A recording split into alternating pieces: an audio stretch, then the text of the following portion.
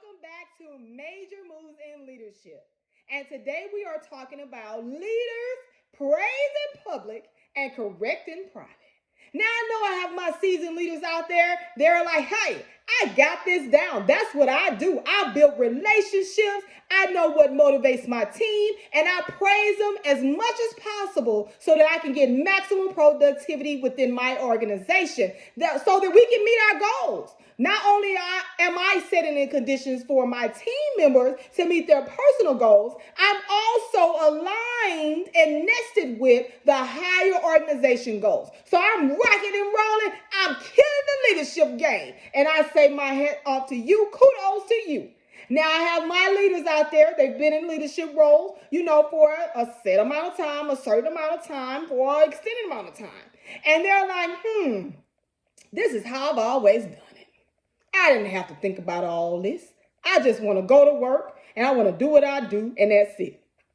To those leaders, I say to you, hey, I'm okay with you being a great leader, because hopefully you're setting the conditions for your team to be greater. But in order to continue to do so and to continue to be a good leader, I'm going to add something to your kit bag. For my new leaders out there that's saying I have no idea what that means, to leaders that are praising in public and correcting in private. Well, I'm glad you asked. So for my leaders that are set in their ways and say, this is how I've always done it, I got something for you.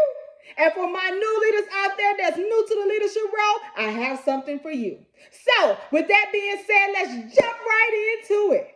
Now, you're going to praise in public because you already know what motivates them. You have your public leaders, they need their team members, they need to be praised in front of a crowd. You have your team members, they want to feel valued. They want that acknowledgement in a private manner, and so forth and so on. We talked about the last episode. Then you have your leaders.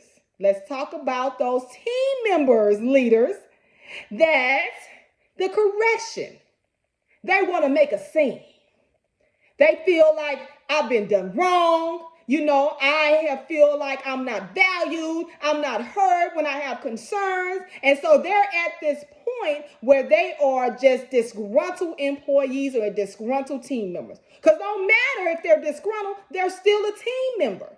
And so you have to figure out how you're going to resolve that issue when they're making a scene. I'm going to tell you this. Never, I say never, stoop to that level or bring yourself to a point where you're in a verbal altercation with a team member and you've lost composure and control of your team. Because everyone is watching to see how you handle this disgruntled employee or team member.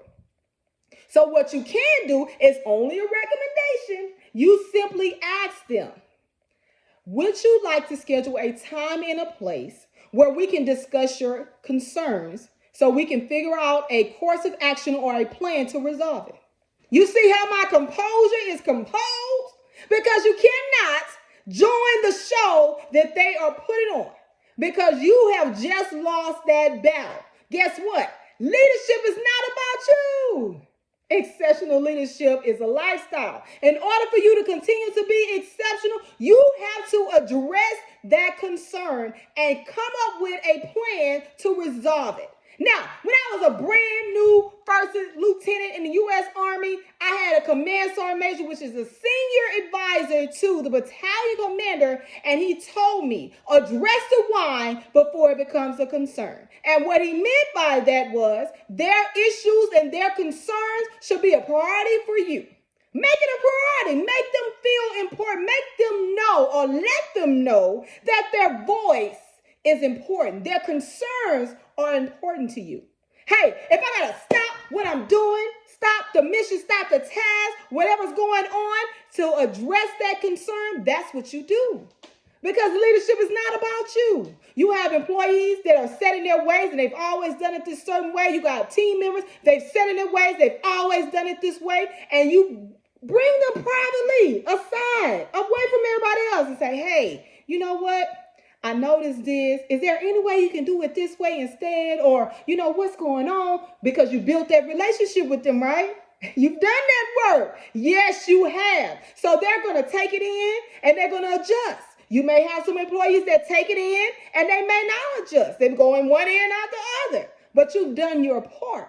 Because if they may not adjust right then, but it's going to be embedded. You planted the seed of exceptional leadership.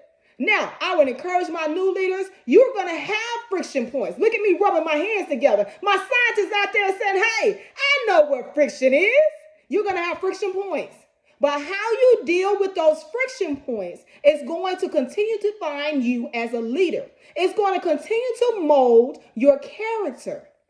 You're building a team. You're investing in your team. You have to do those team building exercises, however small, the length of time it may take. But building those relationships before you require buy-in, finding out what motivates them, you have to deal with those friction points. Don't avoid them because it's going to happen. But how you deal with it is going to determine your place as a leader. Now, I encourage you to like, love, and share this video.